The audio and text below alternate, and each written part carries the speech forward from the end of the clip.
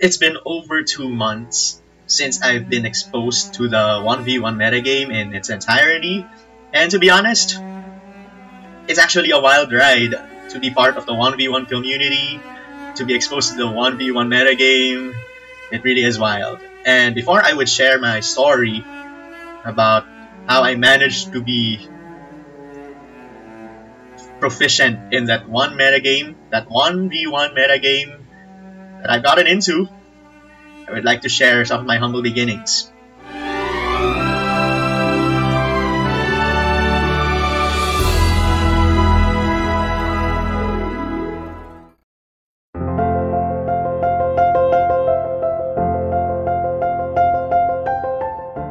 So I started getting exposed to 1v1 after watching a YouTube video about it, and one thing that sparked into my mind is using Halucha. That's it. Get Digger. I don't care. I don't care anymore. You're getting Digger speed. This is a... Oh my gosh, I hate everything. Okay. You know what? And because of Halucha's capabilities as a reversal user, and that's where my curiosity for 1v1 has sparked, and built more teams out of more, I've gotten more curious. I asked some of my friends or some people in that community that are even strangers, and played around with it until to a point that I reached to a point of joining a 1v1 No John's tour posted by Poison Adhesive, and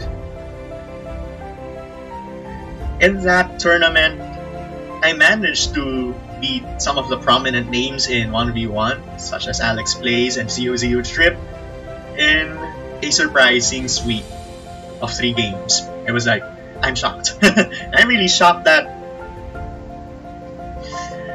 I actually beat those people, that they have been exposed to that metagame for quite a long time, but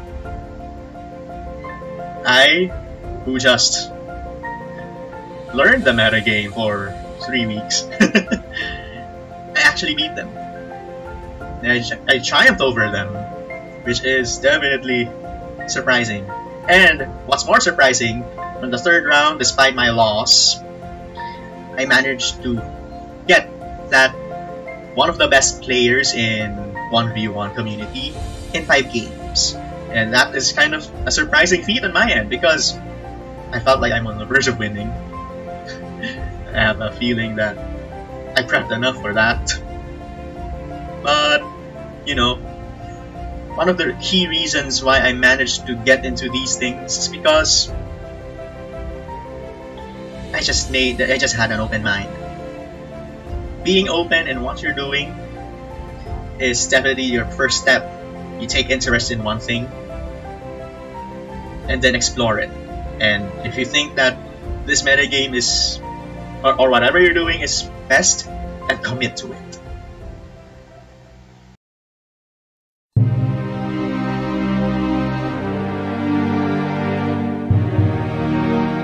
So, round 3 of Sword and Shield No John's tournament. That was the time that the World Cup of 1v1 is about to commence. And just because of my wins in the first 2 rounds in convincing fashion, in a surprisingly convincing fashion, for more emphasis,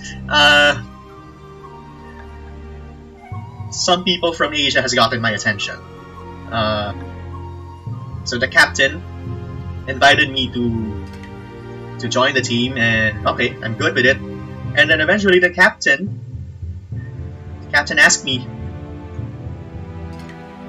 will you be able to learn DPP 1v1 for our team? I accepted the challenge. I'm in.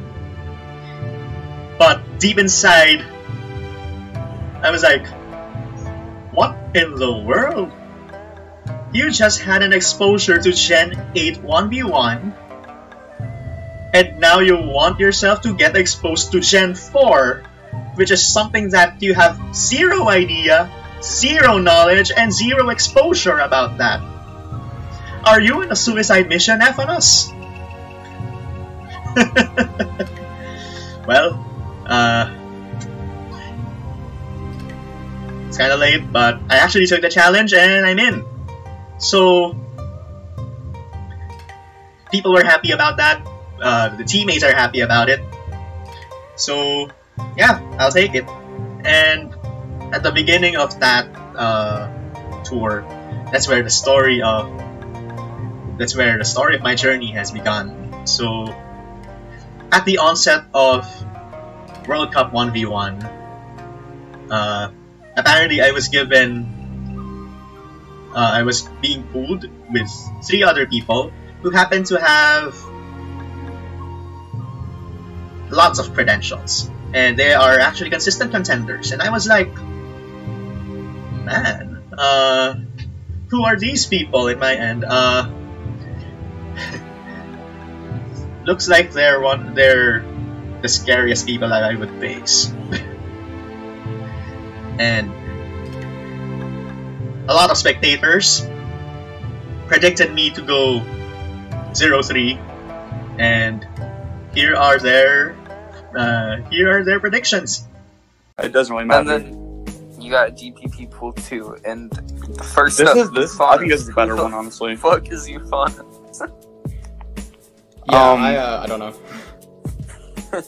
I've never seen Euphonos play. Is that how you pronounce the word name? I guess something like that. Yeah. If I would rank them, I would put top Ink, 2 player. Cabbage, Yami, Euphonos, but it could go anyway. Wait, are you saying you're not putting Euphonos at number 1? I've just never seen Euphonos. I don't know if anyone has. They're just kind of no. I haven't. He has never played 1v1. I could see. I'm gonna go with Ink, Yami, Cabbage, and Euphonos. And then last, I think Euphonos is probably coming in last. So, of course, my expectations would be low just because I'm a newcomer, and I would just go meh, and perhaps I will go there, learn the metagame, and do whatever I can.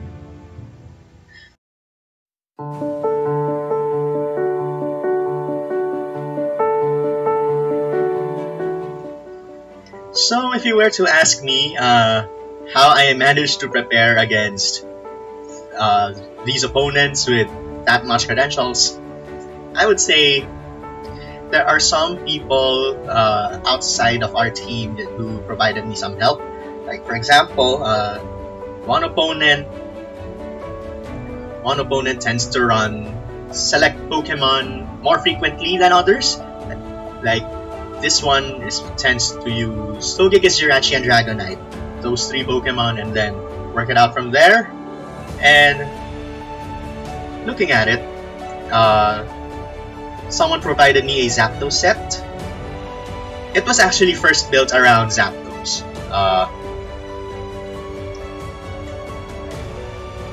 Yeah, it's first built around Zapdos, and in a way that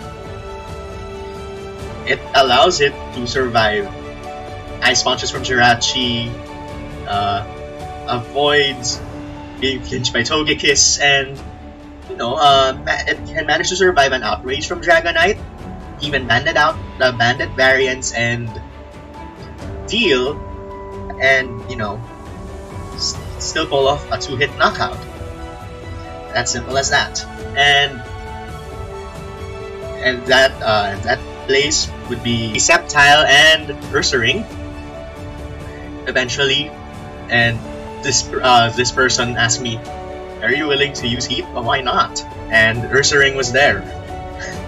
And Ursaring, because he tends to use as well status, and it's meant to survive hits from Specs Zapdos, and there it is. And this, the Promise of Life, is made. And initially, I'm actually battling Yami first, and then Inquisitive next, and then Jabiru last. But apparently, we ended up rescheduling it, which tends me to prepare more for Inquisitive more than Yami. So there's another person outside our team who provided me another info. Since again, that said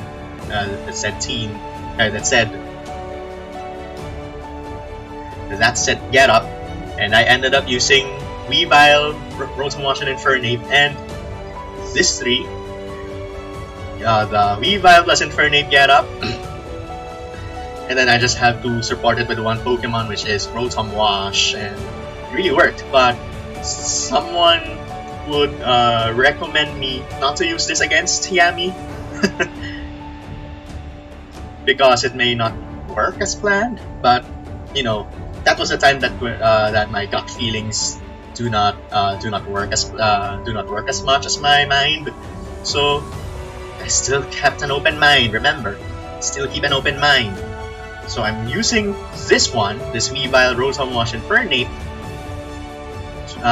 which I named Lawrence and Nocturnes, and place it under one of my teams against Inquisitive. Alright, so in the first parts of my journey in DPP 1v1, it's actually kind of hard to build teams by myself, given I was given some resources by virtue of the builder that one of our teammates provided, and the viability rankings, and then work it out from there. So I actually managed to build 8 teams for the entirety of World Cup alone. So apart from the Promise of Life, apart from the Lords and Nocturnes, I actually I also made Master Trouble Times alone, which features, of course, the standard set of Zapdos, Pressure Stall Zapdos set, and the Tyranitar one, which is, you know, this one is more of a tentative set. Whether I go for Dragon Dance, whether I go for Counter, as long as Taunt is there, we're all good. But on the other hand, I also got inspired using Marowak in one of his builders, in one of my teammates' builders, and built it from there as well. So I'm liking this Marowak set here. It's Rock Slide, Boomerang, Outrage, and Low Kick, and then the EVs are, you know, as planned, and it's also meant to deal massive damage against Dragonite. So it would have been a game changer as well. And then I also built this one myself, Hope, which features Rhyperior, Kingdra, and Heracross. And I felt there's something missing. I do feel there's something missing with the team, and eventually lost it because Shaman is the #1 threat. It's the #1 threat and it's because, you know, Heracross is one of the predecessors of the Reversal set, given the ability to use Swarm, boosting its Mega Horn as well. And of course, the existence of Custap Berry, which allows Heracross to move first, and then finally, this one, Frostiana. The Frostiana one features, of course, Rotom Frost. Well, this is based on Rotom Frost's, Robert Frost. Okay, based on Robert Frost's poems, set into choral music by Randall Thompson, as far as my memory is concerned. So this Rotom Frost here gives it a way to deal with Zapdos, and then pair it with Metagross and Swampert, and then this Swampert gives me a way to deal with Dragonite, pressure Dragonite by virtue of Ice Punch, and then this one uses Ice Punch as well, you know. It works. And then finally, one of my most favorite teams that I've built so far is the Unustato Dravad, which features Empoleon, Zapdos, and Rhyperior. Of course, custom starters have been a trend in Generation 4, and Empoleon is never an exception.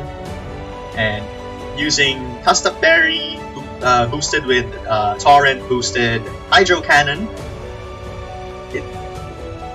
it gives a lot of damage. So these are the teams I made myself with a hint of consultation from my teammate. And come the succeeding days, a day before our match with Inquisitive, the very first one, I felt so panicked because I actually meant to consult with him about the teams I've built against Inquisitive, and I actually panicked so hard. I was like, I'm so scared whether I could pull this off or not because my sets are kind of suboptimal at most. And lo and behold, he arrived to the scene and managed to help me out. So initially, my team that I would have used against Inquisitive is this one. The last team that I would have used against Inquisitive is the Frostiana. And this is the whole of the lineup, the bulk of the lineup essentially. But it's kind of sad that we have to make a last-minute change between battles, and this is something that I don't know. Just because I prepared enough, then make a last-minute change, it has broken my momentum. So another thing at how you prepare is sometimes you have to stick to your guns. If you see that this team, as long as you've scouted enough for that opponent, you've scouted enough on this person's tendencies and all that jazz, sometimes you have to prepare lots of teams and then lining them up such that, in a way, this Pokemon goes into this team. So you're lining this one for game 1, for game 2, and so on and so forth. But that's my way of, preparing against someone. And the rest of them, with my teammate being a little more active, and apart from me getting to build this one, the loudest this Sanatron de Padoue, before the match against Inquisitive, like hours before, it was kind of crazy to pull it off. But didn't manage to win the 5th game, which will be seen later. But after that match, he dedicated himself to be a little more active and pushed me to build teams with him, and he got the likes of the Nativity Carols, which featured Rose Raid, which features this Rose Raid set, Leaf Storm Sludge from Shadow Ball and Protect, which is fine. Like, okay, I'm open with that, and using the custom Empoleon and Scarpentay. On the other hand, I actually forgot, I actually built in the moment as well.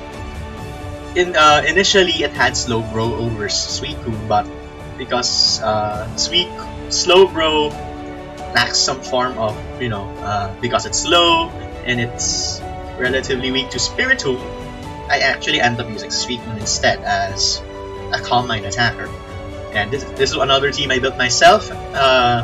Bound to use this against Yami because, of his tendencies as well.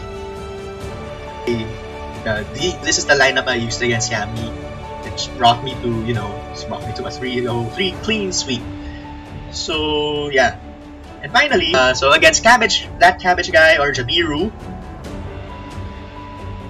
since I have 2 other teams that I haven't used, like Frostiana, mostly Frostiana and Unustato Dravad, those 2 teams that I meant to use against Yami as well, carried over to the teams that I built, to the teams that I'm going to use against Jabiru.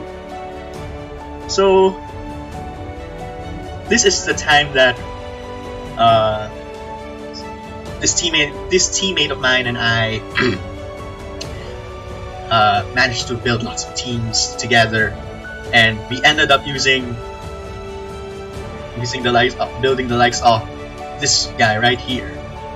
This Relicanth set. Apparently, this teammate of mine said that he actually failed in lots of tests using Relicanth, but in theory, with the EV spread that I crafted, it is meant to survive the hits from the likes of Superpower Dragonite and Earthquake Slacking among all those Pokemon, and then deal with it.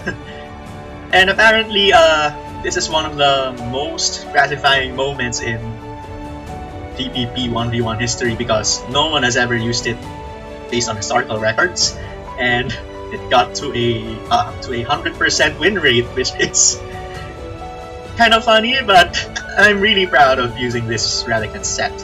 And with that, and then because of his tendencies to run Kingdra, because of Jabiru's tendencies to run Kingdra, my teammate suggested me to run Kangaskhan. Alright, this Kangaskhan set chooses Giga Impact and Outrage. Outrage being able to provide a chance for it to KO, to net a KO against Kingdra, and I paired it with and helped me pair it with Zapdos and Umbreon, and we had such a hard time dealing with select Pokemon, which ended up using Umbreon as our last slot. And yeah, that's one thing. And next thing will be like, so another Pokemon my teammate wanted to use is a different Entei set, which is this one. This Calm Mind Entei set, popularized by Vink. They say it's popularized by Vink in the later generations, but it can also work in this metagame too. So this one uses Substitute, Protect, Calm Mind, and Lava Plume, which can deal with lots of substitute attackers as well. Substitute stallers, substitute pressure stallers, and apart from Jolteon, which is a more offensive variant, we were torn on which we wanted a fighting type to place here, and I ended up using Breloom, in which this set will arrive on once we reach the semifinals against Inquisitive. Because this Breloom set is the one I had crafted, another thing I'm proud of.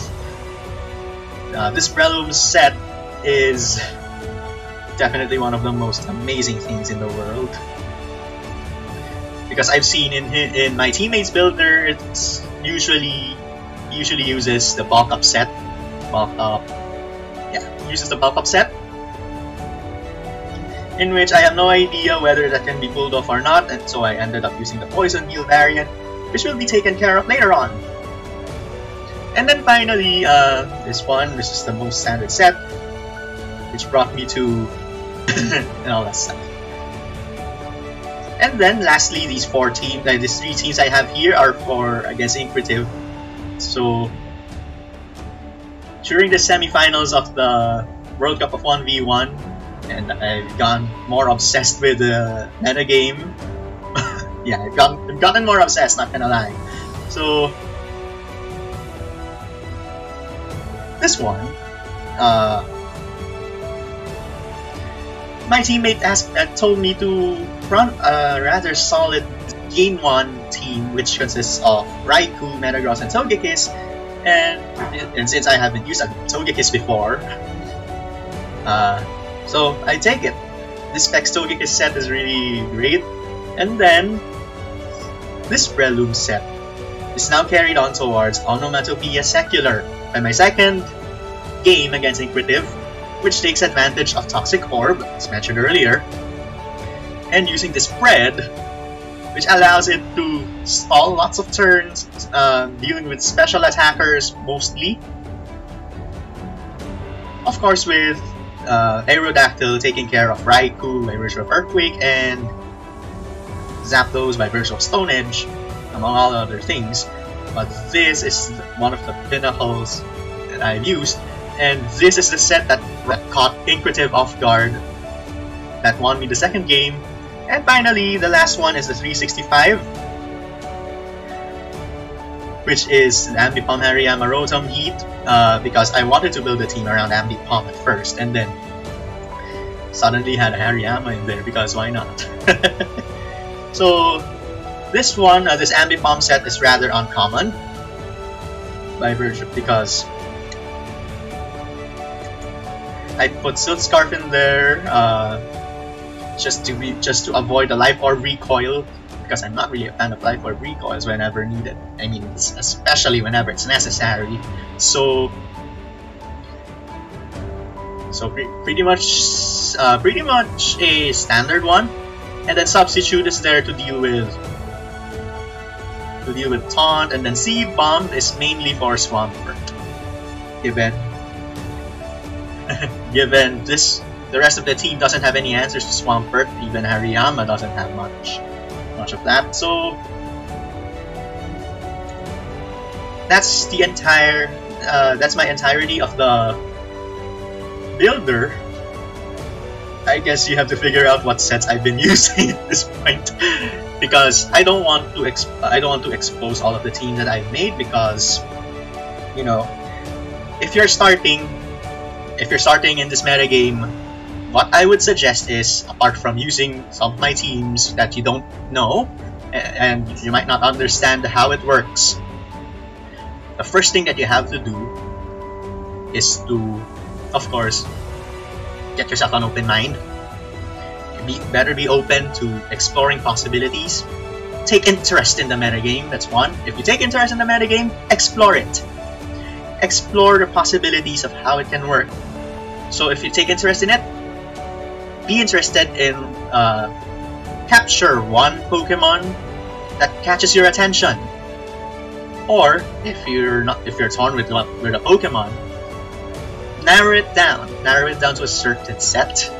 It could be an item or whatever that is. And once you get the hang of it, work on with it and see which of the key Pokemon that team is weak into, and work with it. That's the beauty of 1v1. Something that that 6-on-6 metagames have different dynamics. 1v1 is a truly different dynamic that it should be worth using, and there goes.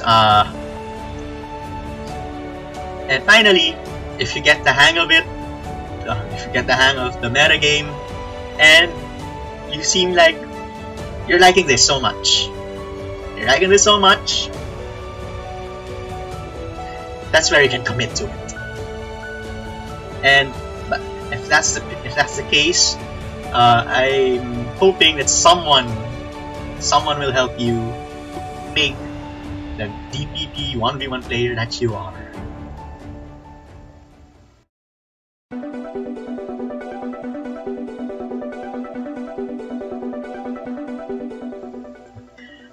When it comes to 1v1 metagames in general, building a team actually wins you 80% of the battle. It's already 80% done, and the one thing that's left is the 10% picking your Pokemon against your opponent's Pokemon, and the 10% of the battling phase. Meaning the actual battle on how you play against all odds, or play to your advantage, or play against your odds, etc, etc. And this is the one time I'm going to showcase some of the battles I've done against Inquisitive, against Yami, and against Jabiru, all in order. So in the full round, I face Inquisitive, and what I have here is an Infernape, Aerodactyl, and Shirachi. I'm facing those Pokemon, I am most certain, definitely most certain, that Rotom Wash can deal with Infernape and Aerodactyl. I'm very sure of that.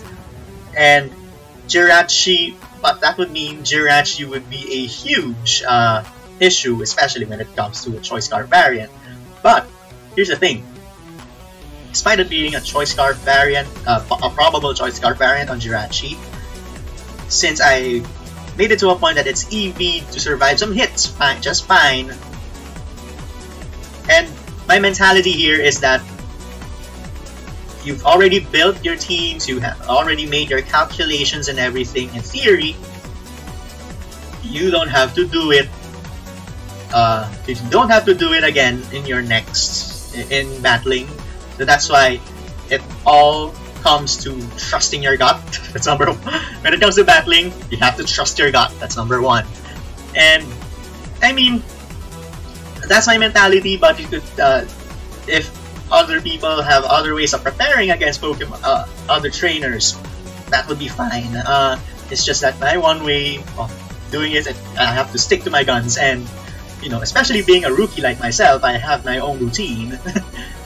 I have to craft my own routine for that. So, my first match against Secretive, so I'm definitely choosing Rotom Wash here, because if he chooses Jirachi, I would just go for you know, just going for whatever I have to do. So here it comes.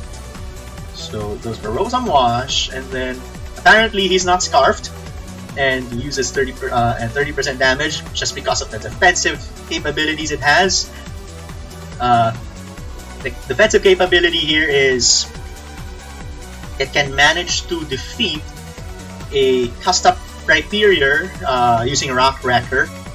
It will definitely survive a hit from there. So that's the first game. I finished the first game, and here's my second one, which is the Master Trouble times Tyranitar, Swampert, and Zapdos against his Steelix, Togekiss, and Umbreon. So my thought process here is choose Zapdos. That's one thing. And Steelix doesn't have anything to beat my Zapdos, so I felt like this is an odd man out unless that Steelix doesn't have anything, does have something to deal with my Zapdos, so that would be, it's like, I am 75% sure I'm going to use Zapdos in this regard, because this Zapdos that I have here is a classic Toxic Pressure Cell. And lo and behold, here it comes, it's Umbreon. So I choose Substitute here, because it's the classic Pressure one, and I won. You forfeit it the second round, and you know, that's pretty much it. And then here comes the third game, in which is the most crucial part here. So this is the most crucial part of the match, of the whole match. And then after the third match, it fell apart. You know, the reason why is my gut feeling would say, Euphonos, go for Marowak.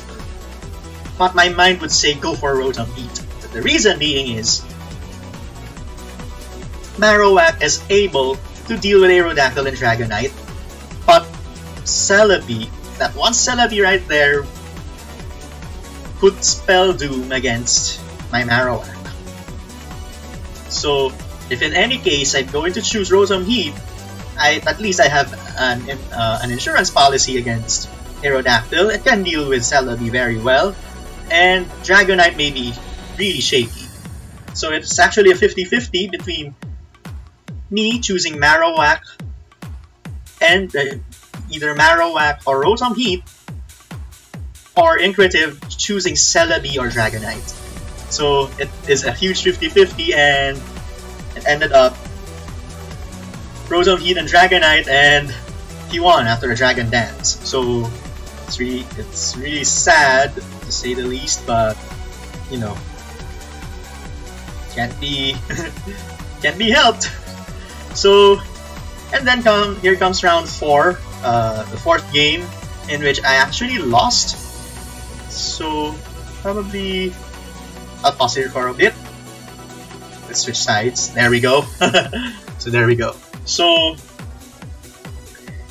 this one, it features Zapdos, Hariyama, and Shaymin against my Rhyperior, Kingdra, and Heracross, in which I have a huge feeling Shaymin would be a huge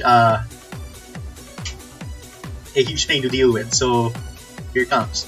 So he chose Shaymin, and I used Kingdra. Yeah, huge feeling that he has to do that, and then it's kind of sad that, you know, I had to do this and disable Mist, but I guess it really doesn't matter at this point because you can use Leech Seed against me and then won the match, essentially. So, well played on Inquisitive Spark. Still a good game on Inquisitive Spark, and still good thing. This time, same team from the very last match. So this is probably, hey, this is going to work because this match, I would say, so after that match, my teammate told me to switch teams from Frostiana to this one by virtue of Magnezone, Alakazam, and Infernape, which I guess it has some chances to defeat the likes of Shaymin and Zapdos and just psychic it away, even Hariyama. But I do recognize Hariyama's potential to beat most psychic types, so this is something I have to tread with caution, and something that I have to deal with when it comes to, you know, to these parts. With that, he chose Hariyama and I chose Alakazam, which is very common. It uses Payback, and I would have disabled it. It missed again, but I got surprised he used Earthquake on it. So if that's the case, he survived the Psychic, and that brought him to win in 5 games. And apparently, it's actually a huge feat on my end because they say I took one of the DPP legends in 5 games, which is definitely, I guess, Inquisitive got scared of me at this point just because I'm a rookie, and then I pulled off that way in 5 games. Man, that's crazy. It's so wild. That brought me to give myself more motivation. More motivation for this metagame, and I actually have this love-hate relationship with the metagame. And so now, the next match I faced Yami, and this time I featured here the Promise of Life once again using the Spec Zapdos Dom gave me, and then paired with oh, why did I always say Megaceptile? That's it. I love the Christmas Tree Boy, don't you? I mean, I really love the Christmas Tree Boy. But anyway, this team features Zapdos, Sceptile, and Ursaring, and this one features Yami's team features a Tangrowth, Registeel, and Flygon. So I'm going to choose Zapdos here because Tangrowth, Tangrowth and Registeel can't bear the likes of my attacks, Zapdos' attacks, even when bulky, and even Flygon might not be able to take an Air Cutter at least. Apart from that, I chose Yami might wonder why I could have used Ursaring here, so if that's the case, I don't have anything to deal with Registeel. So what happened is I chose Zapdos, and he chose Tangrowth out of that Registeel out of that pressure from Ursaring, and that brought me to victory. That brought me to that kind of victory. So second round is he uses Togekiss, Weavile, and Slowking, which is rather okay. And this is another crucial moment because I'm choosing an Empoleon here, and I only choose Empoleon because he thought he would think that my Togekiss, his Togekiss would deal with Roast Raid, it could deal with Entei, would Thunder Wave me away, and Empoleon, on the other hand, while Thunder Waved and got hacked for some reason, at least I have a backup weapon by virtue of Hydro Cannon. So this is my only option, and if he chose Slowking, I guess my Empoleon, I would definitely lose the battle, of course. So he chose Togekiss and I use Empoleon, and right at the gate, definitely had a it works as planned. Of course, it has to use Ice Beam. Definitely fishing for a freeze here, but it goes for flinch after flinch. Empoleon being immobile for quite some few turns, and then it has to roost all the damage, and all the jazz. Fish for freeze, and even this Empoleon getting paralyzed. Even those misses really hurt on Yami's part. Still, I have to fish for that Ice Beam shenanigans. Has to flinch again, and this is now at the Torrent range. You see here. So it flinched, and here comes Hydro Cannon. Hydro Cannon boosted, scored a critical hit. Scored a critical hit, and I'm not sure if that mattered or not, but regardless, still managed to pull it off. And finally, round 3, a game 3 match. Apparently he uses the same old, you know, same old.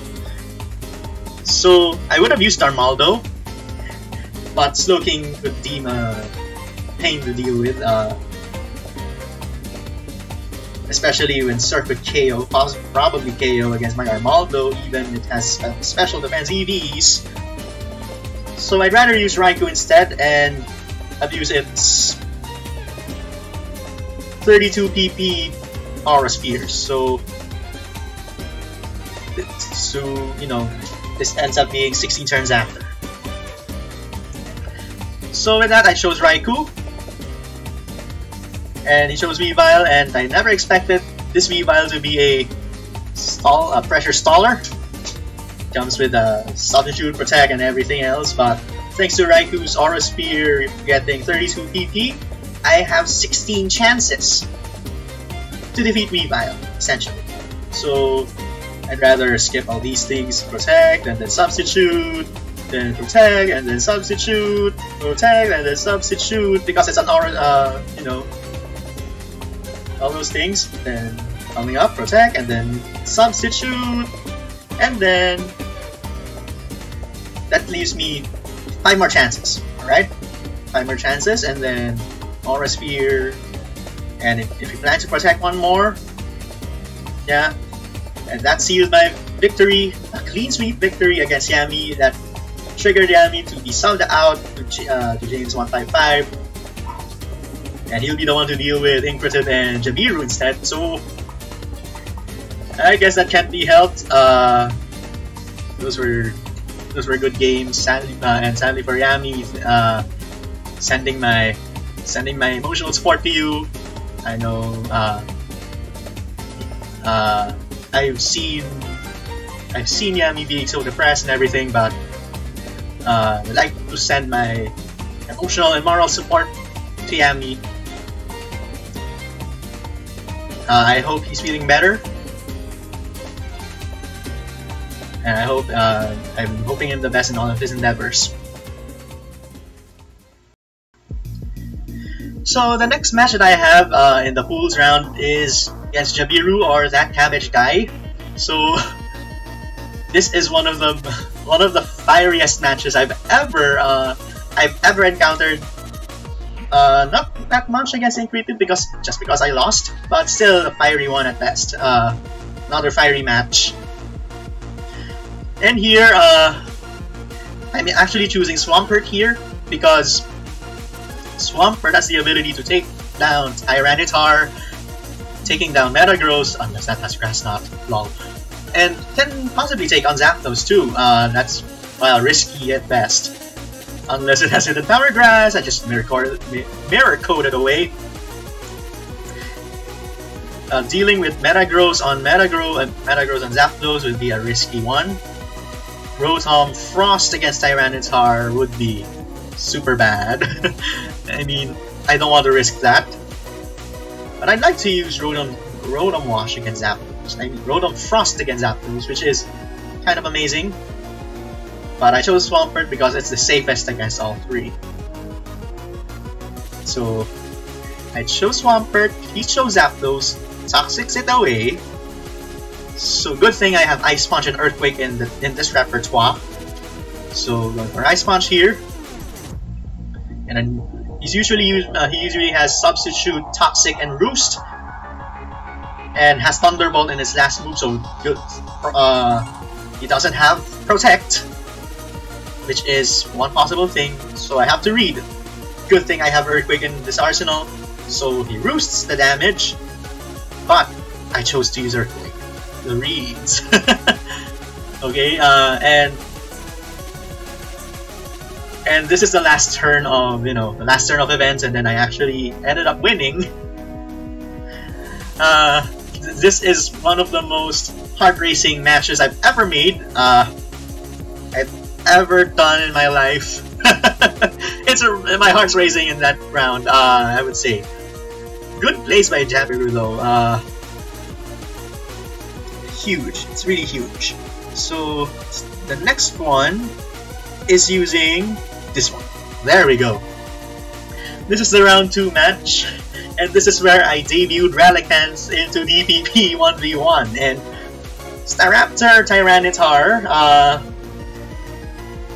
they can be dealt with Relicanth just fine, and then Jolteon can deal with the likes of Staraptor and Slowbro very well. Given it's also a toxic variant, it could deal with Tyranitar, but nope. But good thing Relicanth. I'm just fearing it's going to choose Slowbro here, but apparently Jabiru is using a different Slowbro set that ended up being hit 3-0'd by Relicanth. So I chose Relicanth here, Slowbro, and then just head smash it away. And apparently he's using Belly Drum. So yeah, this is one of the fun ones I've ever done. So spectators were like, "What the hell? What did they just watch?" This is one of the most insane things. From a heart-raising one to an insane one. Man, it's so rough. It's so tough. So yeah, this is that one match. That before the prep, this teammate of mine and I had to line up. This is for round 1. This is for round 2. This is for round 3. And the Relicanth one, use it for round 2. Something like that. And it really is, definitely is so much fun building with him, and definitely is worth building. So here comes our third round. So this is round 3. This is one of the teams that was almost public, I would say, because of how popular. This one is one of the most popular ones I've ever seen, because Zapdos, Empoleon, and Kingdra, that was kind of hot. And then I featured Kangaskhan and Zapdos. And apparently Zapdos is actually capable of dealing with all of them. Yeah, capable of dealing with all of these Pokemon, and Kangaskhan is also capable of dealing with all these 3. Especially Kangaskhan has Earthquake to deal with Empoleon, Outrage to deal with Kingdra, and probably Giga Impact to deal with Zapdos. I'm not sure if that'd be able to survive a hit, but who cares? So I actually chose Zapdos because it can manage to outrun Kingdra after Dragon Dance. So here comes. Because it has agility. That's the reason why. So Actually, this is the one that I almost made a 3-0 here. And he uses Outrage. Didn't expect that to happen. I almost, this one made me tilt. This third game made me tilt so bad, so I almost got it. It's as if I almost got it, just like the one I did in Game 3 against Inquisitive. If it weren't for my gut feeling that to use a different move, to use a different set or whatever, it really is tough. This is a tough Game 3 that, you know, it's either I secure a 3-0 sweep just because I won both rounds 1 and 2 in the entire World Cup yet. It's really crazy. So at least people say it's smelly soft to say glad it didn't end in hacks. Still a valiant effort on my part, but at least it didn't happen. So here comes our fourth match, which is the one here. Entei, Breloom, and Jolteon. And I was like, oh, I'd love to use Entei right at the gate against Jirachi, Scissor, or even Hippowdon. I would just stall it with Earthquake anyway, so if that's the case, I'm using Entei against his Hippowdon. And going for Protect here, going for Earthquake. Let me just stall this one. But one of the biggest issues here is the lack of, the Sandstorm damage. Burns here. Which is, I think this would be one of the most typical match I would ever say. I might even win in 4 here, I believe, but sadly, I never knew Hippowdon's Earthquake broke Entei subs even when burned. That is really tough, I would say. So I come to Protect here.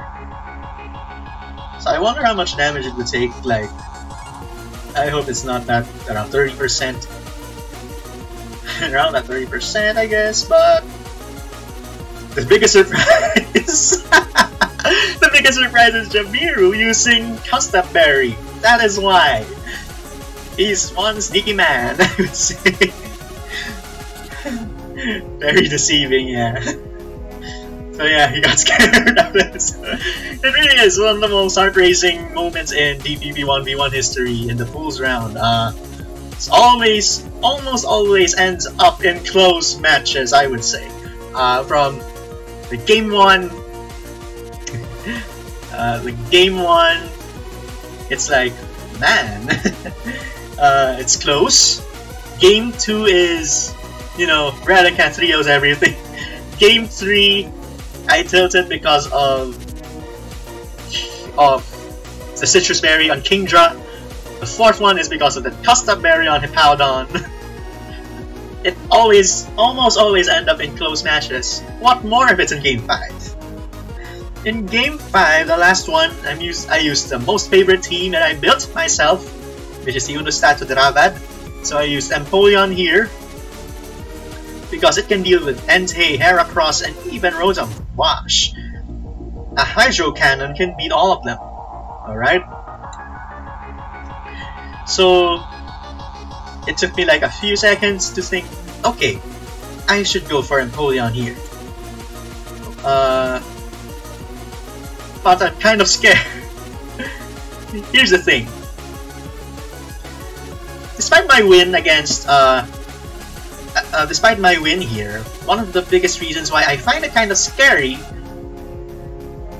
because Entei could elect to have a, you know, an Entei set that I have used last game, that would mean a huge issue against my Empoleon. So if that's the case, it goes for Choice Band. Yeah, if it goes for that, I would lose the match. So this one uses a different EV spread that is not meant to take a choice banded hit from Entei's Flare Blitz.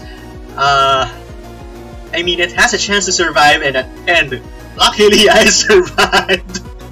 luckily I survived, and definitely one of the most heat series I've ever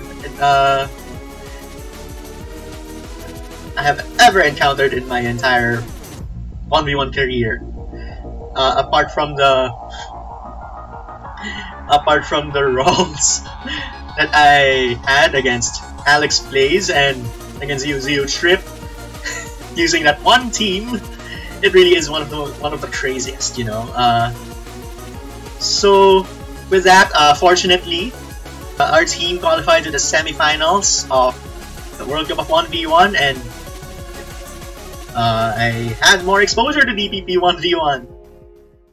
So, come semi-final round of the World Cup of 1v1, we fortunately got in, and there was a tiebreak between US Central and Canada and Oceania.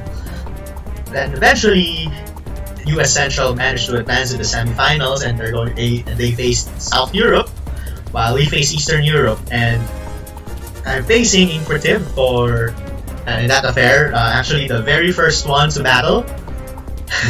And it's going to be a thrilling one, I would say. So at first, this teammate of mine again builds teams with me, and then in this round, in this game, he suggested me that you should bring something more solid, an exclamation point, a banger for game 1, and this is what he conceptualized.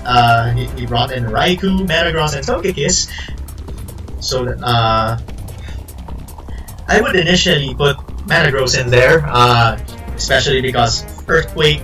However, I remember that one time that because of Togekiss being capable of dealing with Heatran, especially Choice Scarf barriers of Heatran, I ended up using Togekiss instead. So after skipping to like, you know, it did cost him like 5 minutes to switch which Pokemon. I guess it's out of calculating lots of things, but it's out of, you know, calculating is part of how you made it in, you know, how you build it.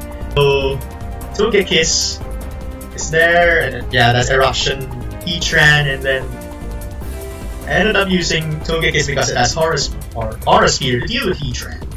And that sealed my first win.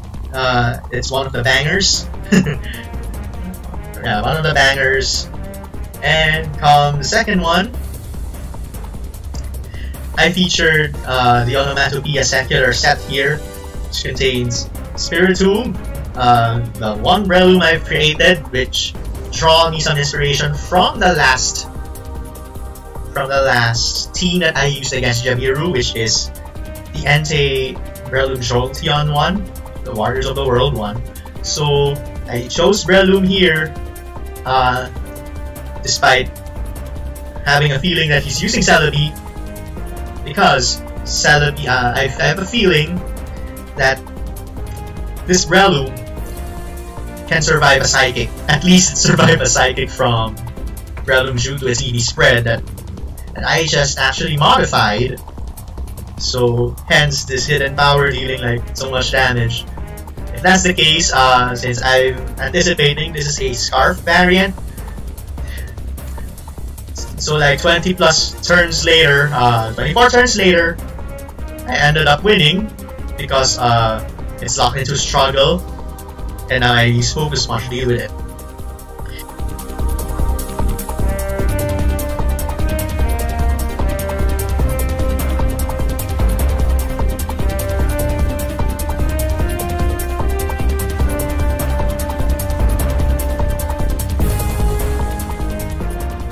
Finally, on the last battle, features an Azelf, Tyranitar, and Kingdra.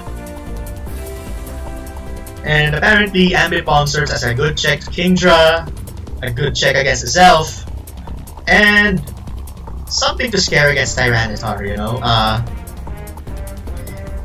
And I eventually chose Hariyama because Hariyama still has a way of dealing with Kingdra, number one, and it can handle both Tyranitar and Azelf very well. And then he choose Azelf and Hariyama. And if you didn't know, this is the Payapa variant. And that brought me to win in 3 matches. Something that I didn't expect so much about it. And that's why I actually shared this one to the rest of the 1v1 community. And someone by the name of Akumaju, or mostly fondly known as Sustenance1, I had the heartiest laugh I've ever had, because he said, since, you know, remember that one time Incritive used an Alakazam, used Hariyama against my Alakazam, and his Hariyama winning won him the series, and this one, in this case, the Hariyama I brought against his Azelf, and my Hariyama winning won me the series. And what he said is, revenge is a dish best served thick. I had the heartiest laugh I've ever had just because of that, and probably that will be the tagline for it. And unfortunately, despite my win,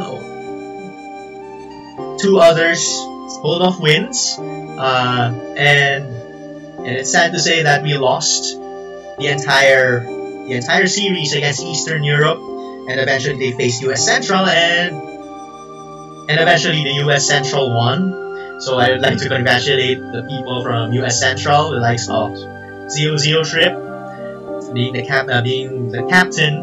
I'd like to congratulate you and the team for pulling it off, successfully being the 4th seed team, and then getting on to face in the finals. It truly is an amazing series.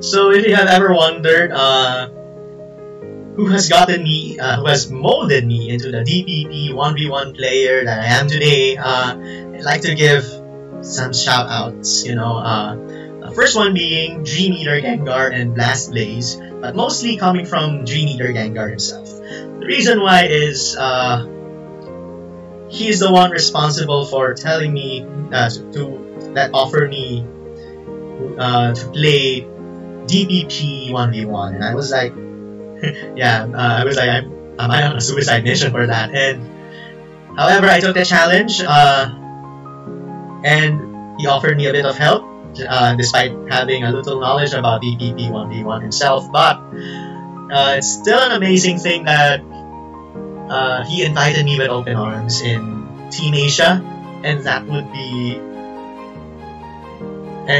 have been a huge pleasure, and it would be a great honor working with the team again next year.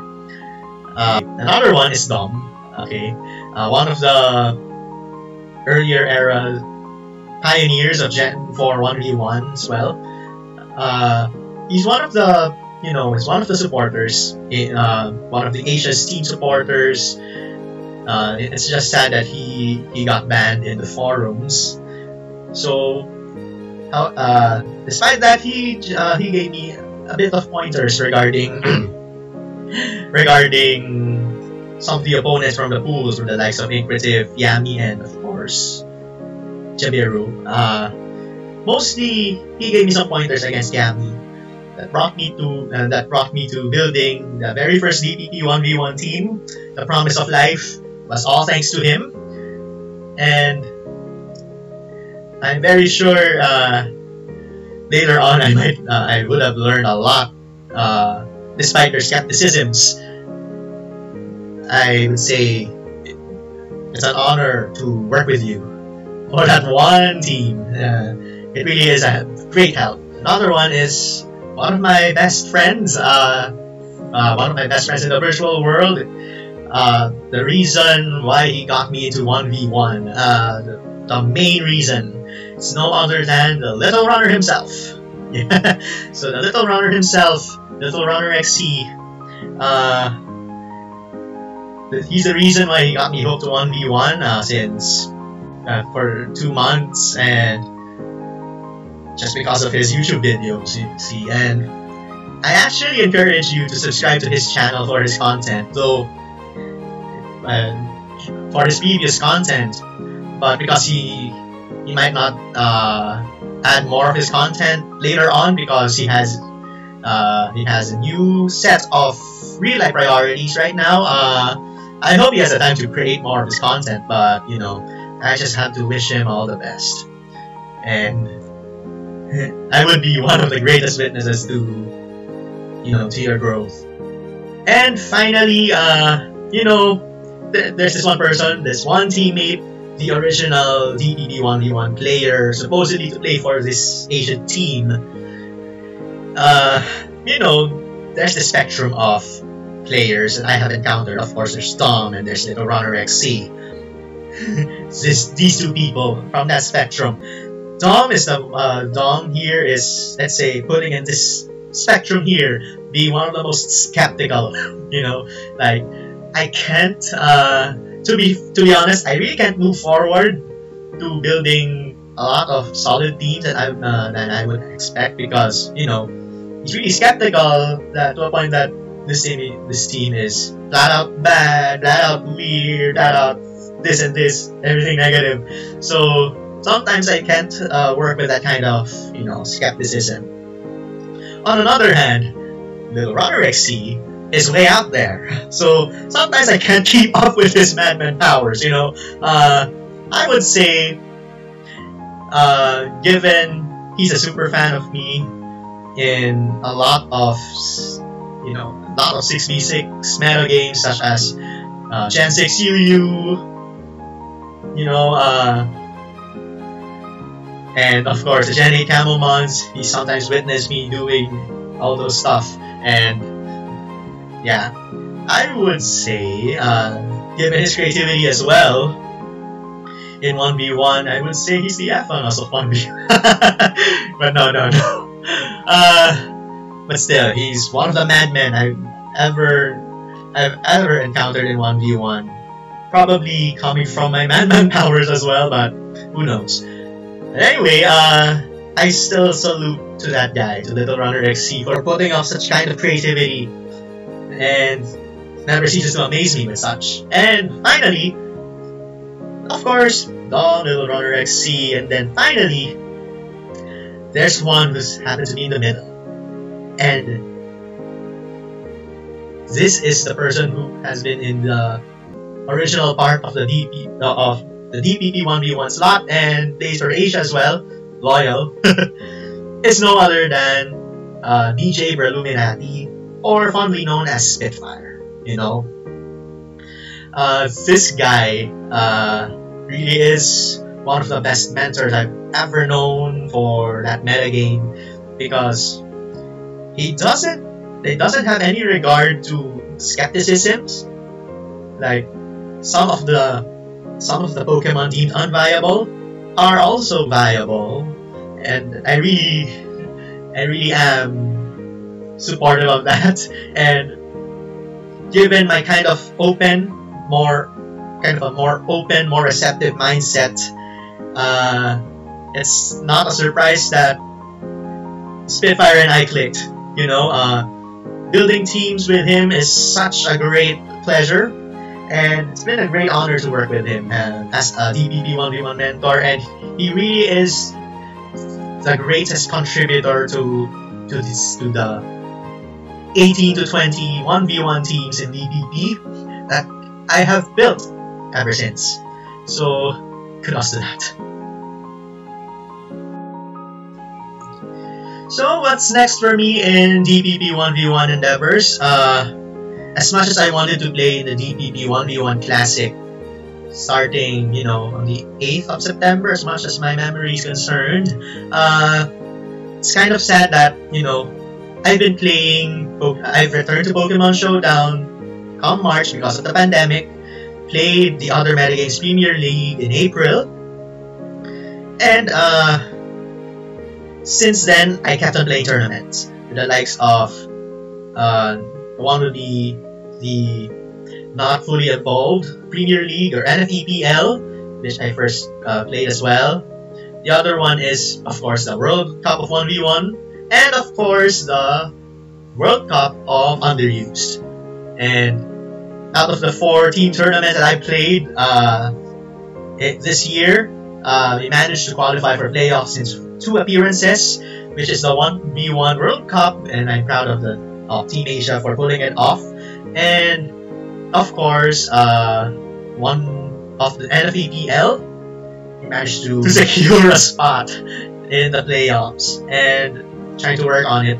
Probably soon if I manage to make a record out of it for NFE this time. However, focusing on the 1v1 endeavors, as much as I wanted to play, playing in tournaments is so taxing, I would say. It took a lot of emotional powers and mental powers from me from that point. So I really have to take a break from participating in tours before I go all out in another team tournament, which is the Other Metagames World Cup. And I'm actually excited to see what's going on in there. And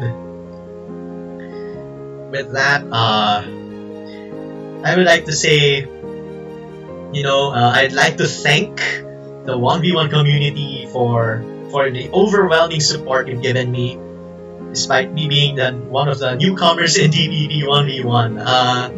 I guess I would say the most recent newcomer, I would say, but still,